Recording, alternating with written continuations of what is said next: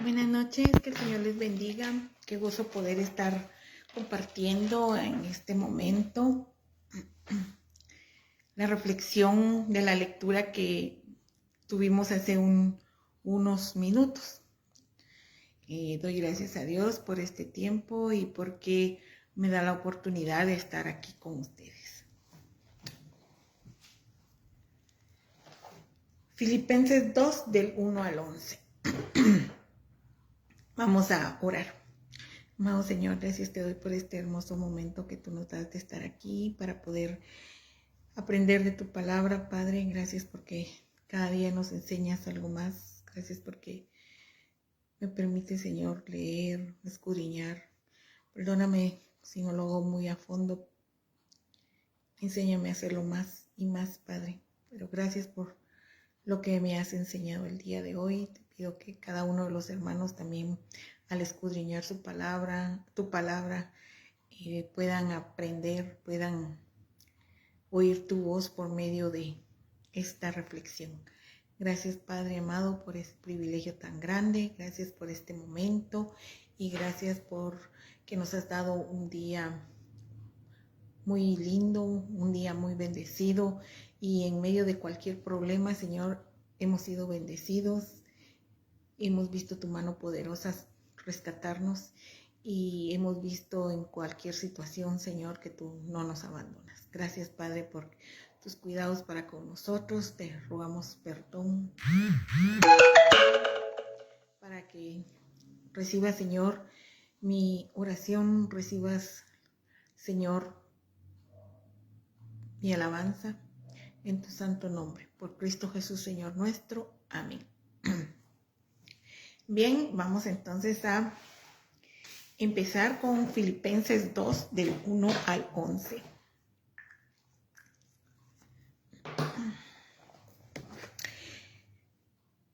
Humillación y exaltación de Cristo.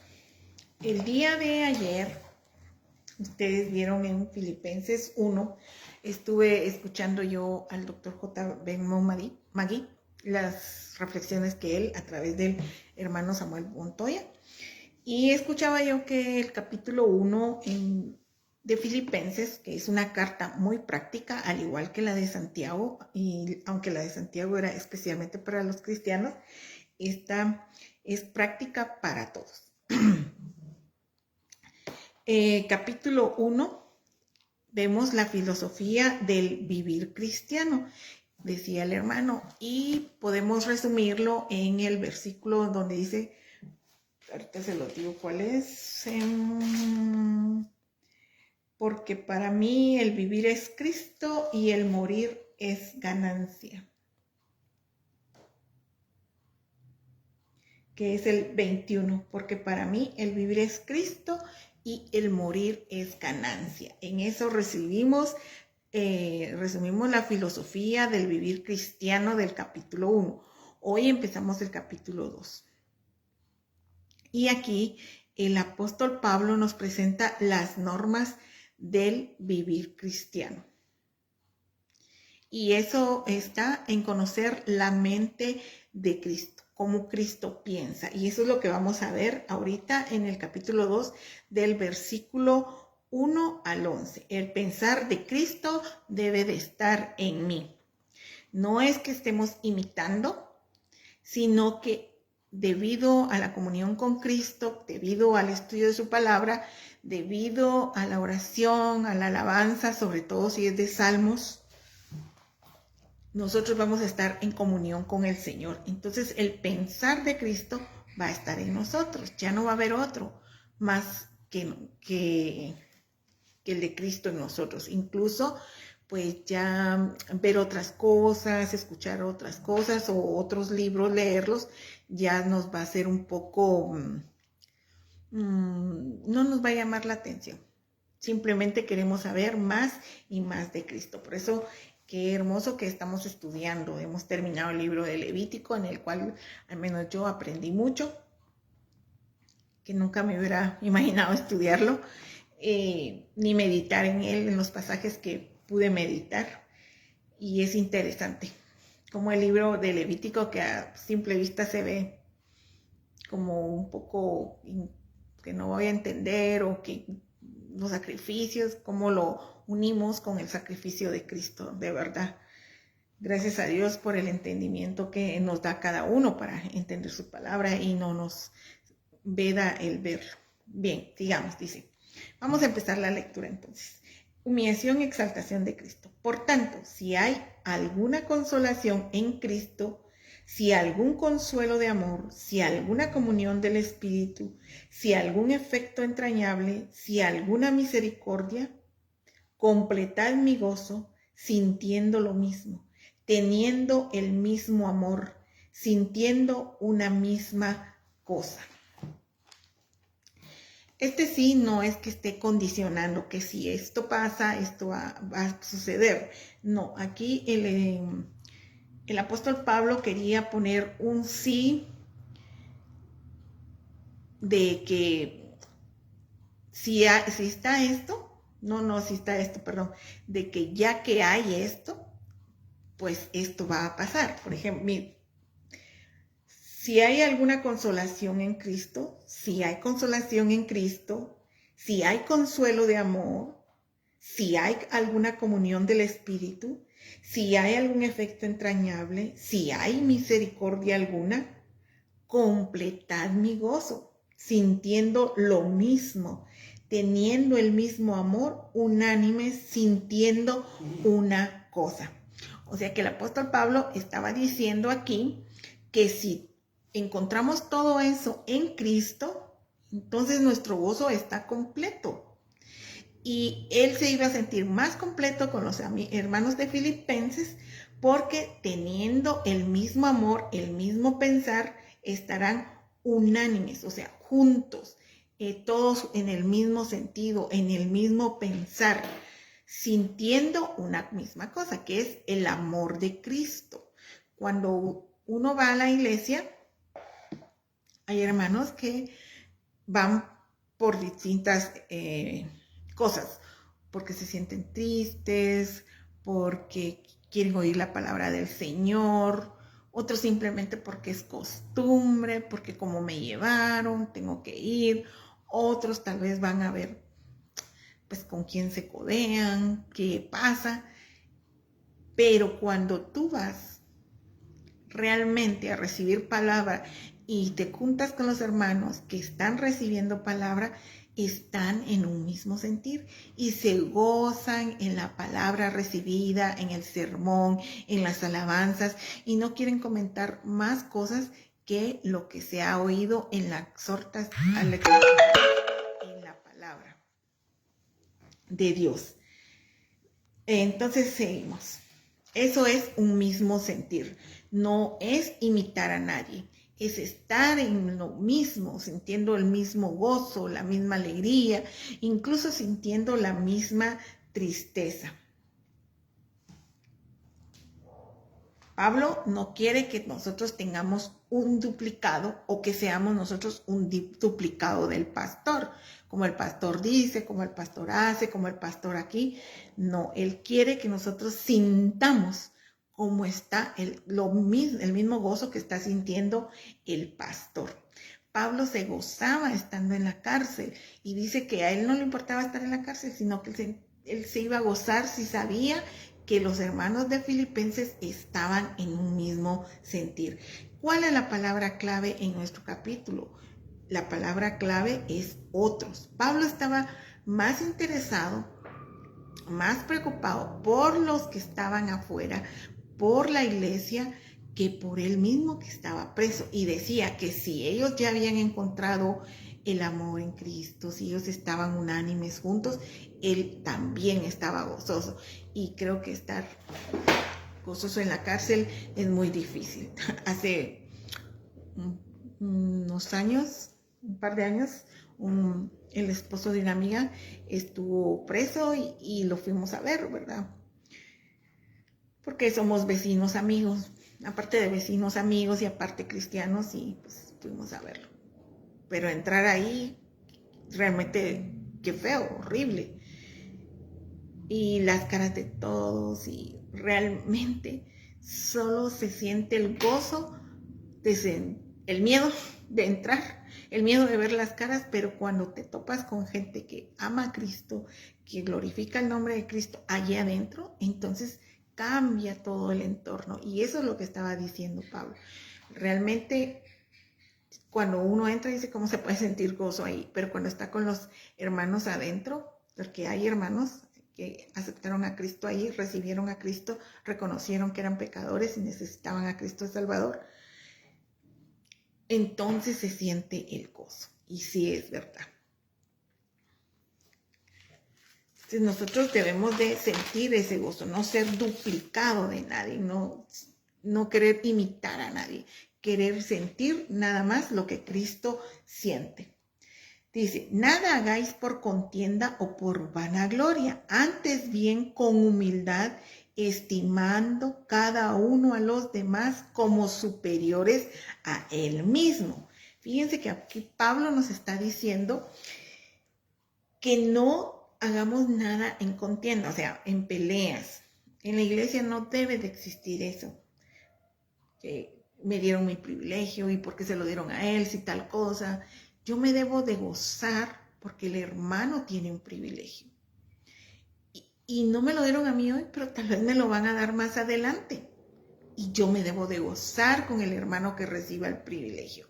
Yo no me debo de poner arriba de él diciendo, no, yo sé más de Biblia, yo no sé por qué está el hermano allí.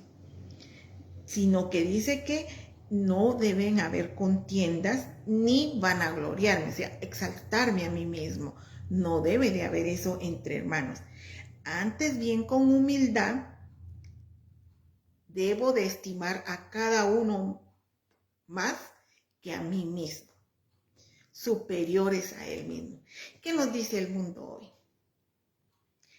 El cristiano, hay ahorita un evangelio, se me olvidó, humanista. Y ese evangelio humanista te está diciendo, tú puedes, tú eres, tú. El evangelio. Y los que están en promoción de que tú puedes, tú quieres, que no son cristianos, están peor, porque dicen, no te importa lo que digan las demás personas, no te importa lo que hagan los demás. Si tú quieres, hazlo. Si tú te sientes bien así, ¿qué importa? Y nos están poniendo, están llenando nuestro ego y nos están poniendo en un nivel que Cristo jamás dijo que estuviéramos. Cristo siempre dijo que nosotros debíamos estar abajo. Ninguno tenga más alto concepto de sí que el que debe tener. O sea, no me debo creer más que los demás. Y aquí Pablo lo dice, cada uno de los demás como superiores a él mismo. Yo debo de pensar de mis hermanos que están arriba de mí y con humildad aceptarlo, porque de todos los hermanos voy a aprender algo. Del pastor, de los diáconos, del conserje, de los niños, de los jóvenes, de los adultos mayores, del que acaba de llegar arrepentido, del que tiene 20 años de estar en la iglesia. De todos voy a aprender y yo los debo de considerar superiores a mí mismo. Hoy en día, por eso el mundo está como está, porque en lo que nos están presentando es yo puedo, yo quiero, yo. Aplasta a quien quieras, porque tú puedes. Imagínense todos aplastándonos a todos. ¿Quién va a poder? Ese es el mensaje que tienen las feministas, los machistas. El Señor jamás creó esas cosas las ha creado el mundo. Y a mí me causa un poco del pensar. Cuando las mujeres dicen que hay mucho machista, cuando han sido ellas mismas quienes han ayudado a que un hombre sea machista. Porque siempre hay una madre, un padre y cada quien tiene su rol. Si obedeciéramos la palabra del Señor, si realmente respetáramos esos roles que el Señor nos dio, no habría ni machistas ni feministas. Seríamos simplemente hijos de Dios obedientes a su palabra. Entonces, no oigamos las filosofías vanas, huecas de este mundo, en donde nos exaltan, porque nosotros debemos de tener primero a nuestro prójimo. Dice el Señor, amarás al Señor tu Dios con todo tu corazón y a tu prójimo como a ti mismo. Y si yo me quiero un poquito, voy a querer a mi prójimo más, porque el Señor lo ha dicho. Sigamos. No mirando cada uno por lo suyo propio, sino cada cual también por lo de otros. ¿Qué decimos con esto? Otros es lo que el cristianismo nos enseña. La clave de estos 4 versículos que hemos leído es la palabra otros. Más que yo. Si yo pienso en mi prójimo más que en mí, y él piensa de mí más que de él, pues tendremos una comunión perfecta. Pero eso solo vamos a hacerlo en Cristo. Si no tenemos a Cristo en nuestro corazón, en nuestra vida, en nuestra mente, en todo nuestro ser, va a ser bastante difícil porque no vamos a entender cómo es que Cristo nos hace sentir eso. Dice, no mirando cada uno por lo suyo propio, sino cada cual también por lo de otros. Qué hermoso que nos preocupemos más por nuestro prójimo que por nosotros mismos, porque otro se va a preocupar por mí, más que por él mismo. Entonces, es una cadenita de reacciones en donde todos saldremos ganando para glorificar a nuestro Padre Celestial. Haya pues en vosotros este sentir que hubo también en Cristo Jesús. Pablo está diciendo que es todo lo que tenemos que hacer nosotros, que es especialmente, lo resume ahí en la palabra otros, como decía el pastor Samuel Montoya, lo resume allí porque al final, en el 5 nos dice, él está diciendo esto porque Cristo lo hizo. Porque Cristo tuvo ese mismo sentir. Porque Cristo fue lo que nos enseñó cuando estuvo aquí. Cuando vino a convivir con nosotros. La humildad caracteriza a Cristo. El sentir de la humildad en Cristo lo veremos, decía el hermano, en eso sí yo nunca lo había notado, pero al escuchar el estudio del hermano veo que es verdad.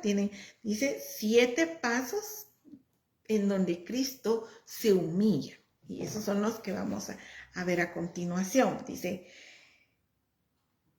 el cual, siendo en forma de Dios, primero, siendo en forma de Dios, no estimó el ser igual a Dios como cosa a que aferrarse. Cuando Dios le dice a su hijo, hijo, este es el plan, estoy imaginando, ¿verdad? Este es el plan, tienes que ir, tienes que morir, porque ningún hombre se va a salvar, porque todos son pecadores y no los puedo ver. Y no, mi justicia los fulminará. Necesito que alguien pague por ese pecado. Y solo tú puedes, porque tú eres sin pecado. Ay, no, con todo respeto. Sí, perdón, sí, no quiero faltar respeto al Señor, pero es algo que me imagino. Ay, no, imagínense que hubiera dicho Cristo. Ay, no. ¿Por qué? Aquí estoy cómodo, aquí estoy bien, aquí soy Dios. ¿Y por qué de ir para allá? Podría haber pensado Cristo. Pero dice, no estimo el ser igual a Dios como cosa a que aferrarse. ¿Sí? No le dijo a su padre, no lo voy a hacer porque yo aquí soy Dios, aquí todos me alaban, aquí todos me glorifican, y allá en ese mundo pecador, ¿qué voy a ir a hacer? No, él no se aferró a eso. Él no se puso a pensar en nada más que en nosotros, o sea, en otros, que somos nosotros. En eso él se puso a pensar. Y él, muy obediente a su padre, obedece. Y dice el 7, sino que se despojó a sí mismo, tomando forma de siervo. Imagínense, él aquí no iba a ser un rey. Él aquí no iba a tener un ejército a su servicio, ni doncellas, ni nada. Él aquí iba a ser un siervo. Y bien que nos lo demostró cuando le lava sus pies a todos sus discípulos y le dice que el que quiere seguirle a él tiene que servir. Y él no le importó, siendo Dios, siendo el Hijo de Dios, el Hijo de este universo, el Hijo del ser perfecto, él siempre estuvo dispuesto a servir. Yo me imagino que cuando en los años que no menciona la Biblia, porque realmente lo menciona de pequeño y de ahí deja un silencio hasta los 30 años, cuando empieza su ministerio, me imagino que Jesús era alguien que servía. De hecho, su papá era carpintero. De repente aprendió el oficio. Yo creo que sí. Y servía a sus vecinos, a sus amigos, a todo aquel. Entonces, él dice que tomó la forma de siervo. ¿Ver? ¿Cuántos de nosotros cuando vamos a alguna actividad de la iglesia tomamos la forma de siervo? O nos sentamos a que los hermanos nos sirvan. O nos sentamos cuando hay que, no, es que eso, para eso se le paga al conserje. Yo doy mis ofrendas y pago para que le paguen al conserje. Doy para que le paguen al conserje. No, él tiene que limpiar las sillas. No, él tiene que hacer esto. No, él tiene que hacer. Nosotros ya debemos llegar al templo y ver en qué podemos servir. Aunque hay diáconos, hay un grupo de diaconisas, de mujeres, no sé cómo está constituida su iglesia, pero siempre puedo servir de alguna manera. Siempre. Y eso es lo que debo de hacer. Yo debo de servir cuando llego a mi iglesia. Servir en escuchar a otra persona, en orar por otra persona si la miro triste, en visitar, no esperar que vaya el pastor ni los diáconos. Yo puedo ir a hacer una llamada, mandar un mensajito, puedo hacer mucho. Y el Señor Jesús fue y tomó esa forma de siervo. Yo no vine a servir. Yo no vine a ser servido, sino a servir. Y lo dejó muy claro. Entonces, imagínense, él se humilla. Primero, cuando acepta venir aquí y se despoja de ser Dios. De los privilegios de Dios, porque él sigue siendo Dios. Hombre, Dios. Luego, toma forma de siervo. Y vamos a ver la siguiente. Hecho semejante a los hombres. Imagínense. Se iba a parecer a uno de nosotros. Y no es que nosotros somos pues una cosa mala, pero él era Dios. Él era perfecto. Él era sin mancha. Y él se iba a parecer a nosotros. Imagínense, nosotros a veces no vamos a tal lugar o a cual lugar porque no pertenecemos a ese lugar y ay no, qué gente la que llega o qué tal cosa. Imagínense que Jesús hubiera dicho eso. No, dice que él se hizo semejante a un hombre. Abandonó la gloria del cielo y se convirtió en un hombre. Él pensó en nosotros, en los otros, que no, si él no hacía eso, no íbamos a poder tener una comunión perfecta con nuestro Dios. Entonces, esa sería la cuarta, semejante a hombre. La quinta cosa por la cual él se humilla. Y estando en condición de hombre, se humilló a sí mismo. O sea, Él mismo quiso humillarse. ¿Cuántos de nosotros hemos querido humillarnos? Tal vez nos ha humillado alguien y no nos ha gustado a ninguno. Pero yo humillarme a mí mismo, si me resbalo, es una humillación. Caerse enfrente del público, algo, un ejemplo más o menos, caerse enfrente de un público o equivocarse de olvidar algo, qué humillación. Pero fue algo que yo no quería hacer. Pero aquí Dios, Cristo, Jesús, sí quería venir a humillarse, al parecerse a un hombre, al vivir lo que el hombre vivía aquí, al nacer como un humano. Y él no nació en un palacio, él no nació ni siquiera en una casa común y corriente, en una familia donde todo el mundo lo podía haber recibido. Él nació en un pesebre, y en un pesebre realmente cuando viene Navidad, muchos colocan sus nacimientos y ponen un pesebre hermoso con los animalitos bien lindos alrededor, pero ¿se pueden imaginar lo que era un pesebre? Donde estaban todos esos animalitos, tal vez caballos, ovejas, no sé si habían gallinas, patos, realmente no sé, pero el olor de los animales, el olor de su comida, se pueden imaginar estando allí.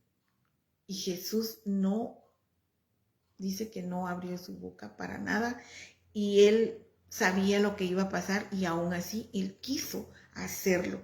Entonces era un lugar realmente, si nos ponemos a pensar cómo es un pesebre, un establo, y cómo es el pesebre, cómo es tal vez sea suavecito, pero no es un lugar adecuado para un bebé. Si nosotros vemos que una persona tiene a un bebé en la calle porque a la mamá se le vinieron los dolores y tal vez se tuvo que acostar en la calle, ay no, qué horror, pues, saquen a ese bebecito rápido, lleven a lavarlo, estamos nosotros. Imagínense el Señor Jesús, él se humilló a tal punto en que nació en un pesebre y todos ignoraron su nacimiento, porque los pastores, los reyes magos, no llegaron inmediatamente. Ellos vieron la estrella y en lo que caminaban, acuérdense que eran camellos, no eran carros, no llegaron en 5 minutos, llegaron aproximadamente 2 años. Y nosotros los colocamos todo, como que todo pasó en la misma noche, pero no fue así. Entonces fueron pocos los que vieron fueron pocos los que vieron a Jesús. Los demás ignorados totalmente. O sea, imagínense a Jesús siendo ignorado, cuando en el cielo era exaltado. Bueno, digo en el cielo, sí, donde él vive, era exaltado, era el principal. El pesebre era donde le echaban la comida a los animales. Exacto. Sí, tienes razón, Iris. Un lugar espantoso, pero el Señor se humilló a sí mismo. Todos ignoraron, incluso el rey, cuando supo que había otro rey, lo que quiso era matarlo, no ir a alabar y glorificar su nombre. No lo quiso hacer. Luego dice el siguiente capítulo, el versículo, el 8, siempre estamos en el 8, haciéndose obediente hasta la muerte. Todos sabemos que vamos a morir. Yo voy a morir, todos vamos a morir en algún momento. ¿Pero queremos morir? No. Y aunque sabemos que vamos a morir, no pensamos que vamos a morir ya. Siempre como no tenemos idea cuándo lo vamos a hacer, nosotros creemos que vamos a vivir muchos años, pero no lo sabemos, solo Dios sabe. Pero en mi mente no está la muerte ya. Es que el Señor nos hizo para una vida eterna, para alabar y glorificar tu nombre. Fue el pecado cometido por Adán y Eva que trajo la muerte física de la persona, pero el Señor no nos hizo para eso. Y por eso en nuestra mente está siempre vivir. Si ustedes le preguntan a un enfermo donde lo han desahuciado, él no se quiere morir. Porque es que nosotros tenemos vida en nosotros. Eso fue lo que teníamos desde el principio. Y el Señor dice que vino aquí con un propósito de morir. O sea, él estaba consciente que él tenía que morir. Y no murió viejito, murió joven, 33 años. Entonces, él fue obediente hasta la muerte. Él no tenía que pasar por la muerte. Él no tenía que morir. Él era Dios, pero él quiso hacerlo por nosotros. Por nosotros. Imagínense, otra vez el Señor mostrándonos que él, siendo Dios, pensaba en otros. Nosotros debemos de pensar en otros. Estamos pensando en otros cuando no predicamos el Evangelio. Estamos pensando en otros cuando predicamos el Evangelio.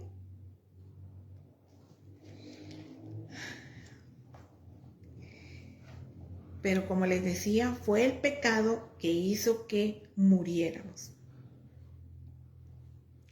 Pero por eso vino Jesús, para salvarnos, para rescatarnos. Y él sabía que la única forma de que nosotros fuéramos salvos era que él muriera. Y luego dice el 8 mismo, haciéndose obediente hasta la muerte y muerte de cruz. Era lo peor, o sea, no iba a morir simplemente. Iba a dar un ataque al corazón, iba a morir y ya. Y después resucitaba. No, fue la muerte de cruz, la peor muerte que había en aquel entonces. Si ahorita le dicen a uno, va a morir en una silla eléctrica, aunque muchos países están quitando la pena de muerte, que realmente, pues, no es que quiera que todos mueran, pero debería de haber pena de muerte, porque es un castigo que mucha gente realmente necesita, merece. Pues aquí sería la silla eléctrica en los Estados Unidos, la horca, la decapitación en los países musulmanes tal vez, donde he oído yo que hay de eso, el fusilamiento que había antes aquí en Guatemala, que ya no hay, y así. Esa era la peor muerte, ¿verdad? Habían sido juzgados, eran los peores y así los mandaban. La inyección letal, que se inyectan y fallecen, en aquel entonces era la muerte de cruz. Y fue juzgado como que hubiera sido un ladrón. ¿Sí? Fue una muerte dura, fue una agonía dura la del Señor. Él realmente quiso hacer eso porque nos amaba, porque sabía que ninguno íbamos a ser salvos si Él no pasaba por eso. Entonces, esa fue una humillación grande para el Señor Jesús. Y Él quiso retractarse en ningún momento. Podía hacerlo. Incluso en la cruz Él dice, Padre, un poco antes, Padre, cuando estaba orando, si es posible que pase esta copa de mí, pero que no sea mi voluntad, sino la tuya. O sea, Jesús, estaba obedeciendo a su Padre. Jesús sabía el plan que habían tenido con su Padre y era la única forma. Como hombre, él quería tal vez decir no, pero como Dios, como el Hijo de Dios que era, tenía que obedecer y obedecía con gusto porque él podía bajarse, era Dios, pero él decía, sino que sea tu voluntad, y siguió allí hasta fallecer. Los ladrones lo insultaron, bueno, uno de ellos sí se arrepintió, el otro no, los soldados también lo injuriaban, la gente que lo miraba le decía, si no que eres hijo de Dios, pues bájate. Pero él sabía por qué estaba padeciendo. Solo aquellos que vivieron realmente, y aún los discípulos lo abandonaron, lo dejaron. Pero después ellos recordaron todas las enseñanzas del Señor y los grandes apóstoles de la Biblia que tenemos nosotros. Entonces vemos que el Señor quiso morir por nosotros. Y muerte de cruz. Y así fue. Murió por nosotros. No había otra forma. Pero al ver Dios Padre que su Hijo obedecía, qué dolor, me imagino yo, ver que su hijo moría, y no porque él tuviera la culpa, sino porque era la única forma de salvar. Si usted tiene un hijo, un sobrino, un tío, en el cual ve que usted es la única persona que puede salvar, ayudar a que él viva, pues yo creo que lo haría sin pensarlo, o tal vez lo pensaría, pero lo haría. Pero el Señor sabía que no había ninguna forma de salvarnos si no era por Él. Así muriera quien muriera, solo Él, porque Él era justo. Y cuando Dios Padre ve la obediencia de su Hijo, dice que entonces lo exalta. Él se humilla y ahora el Padre lo exalta. Vamos a ver qué dice el versículo 9. Por lo cual Dios también le exaltó hasta lo sumo. Hasta lo máximo, lo sube, lo reconoce, y dice que le dio un nombre que es sobre todo nombre.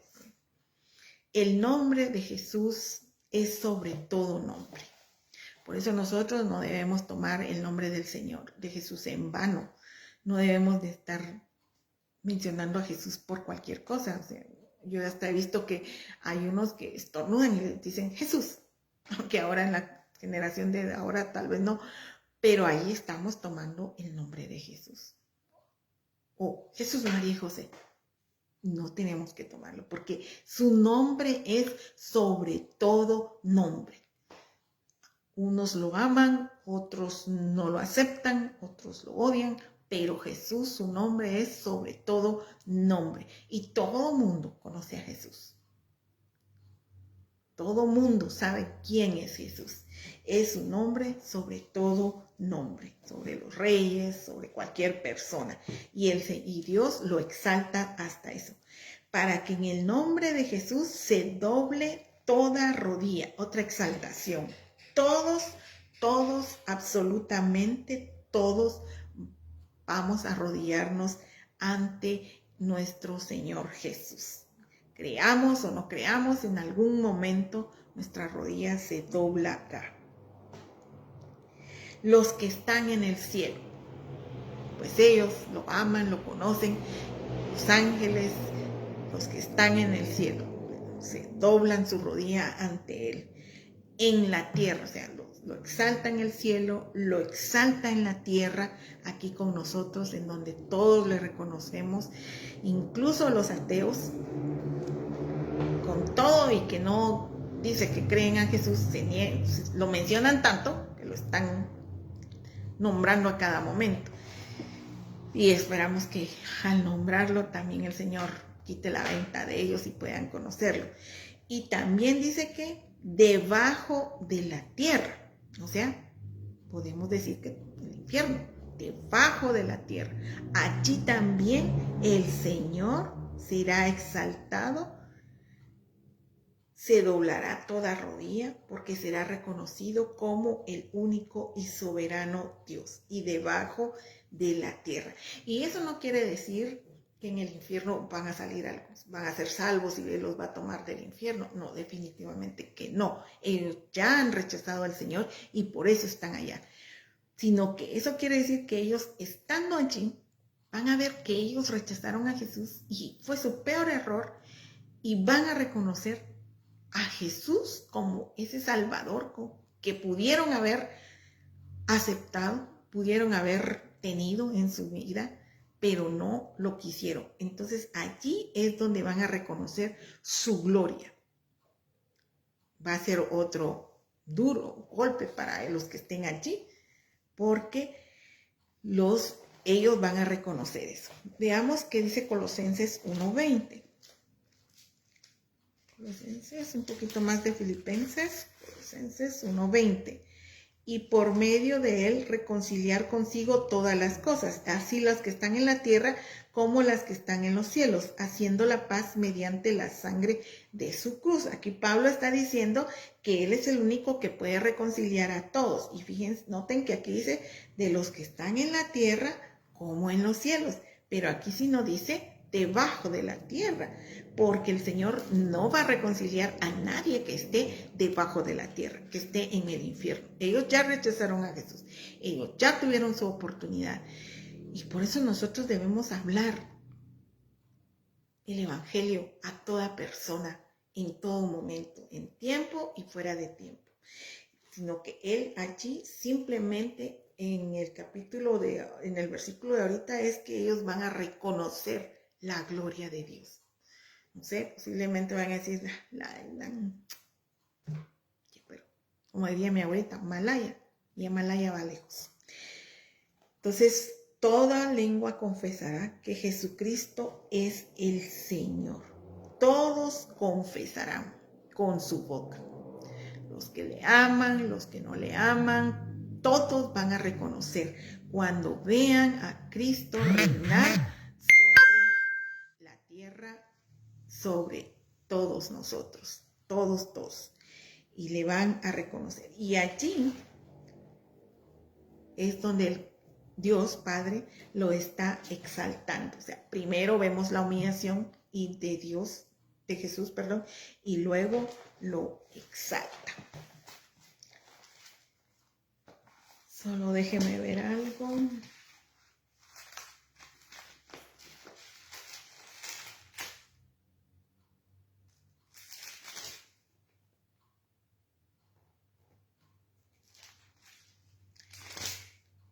El Salmo 110 dice, Jehová dijo a mi Señor, siéntate a mi diestra hasta que ponga a tus enemigos por estrado de tus pies.